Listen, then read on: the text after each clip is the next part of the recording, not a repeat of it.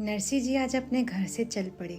न सर पर छत, न खाने के लिए भोजन, लेकिन फिर भी मन में प्रसन्नता। वो एक शिव मंदिर में पहुंचे जहाँ पे सालों से कोई नहीं गया था और शिवलिंग पर धूल जम गई थी। वो शिवलिंग को स्वच्छ करने लगे। उनके निश्चल भाव से प्रसन्न होकर महादेव वहाँ प्रकट हुए और महादेव ने कुछ वरदान मांगने को कहा। तब नरसी जी ने कहा कि हे प्रभु, मैं आपसे क्या मांगू? यदि आप मुझे कुछ देना ही चाहते हैं तो आप मुझे वो दो जो आपको सबसे प्रिय हो।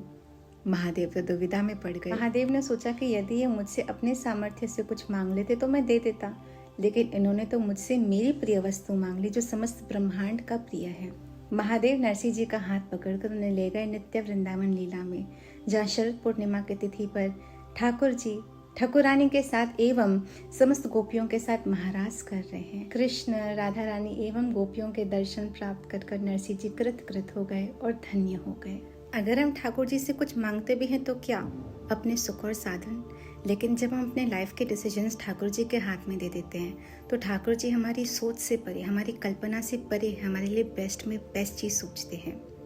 जिस तरह से अर्जुन ने अपने रथ ठाकुर जी के हाथ में सौंप दिया और वो महाभारत का विजयी बना, इसी तरह से अगर हम अपने जीवन की डोरी ठाकुर जी के हाथ में दे देंगे तो ठाकुर जी हमारे लिए बेस्ट डिसीजंस लेंगे, because Thakur ji knows what's best for us.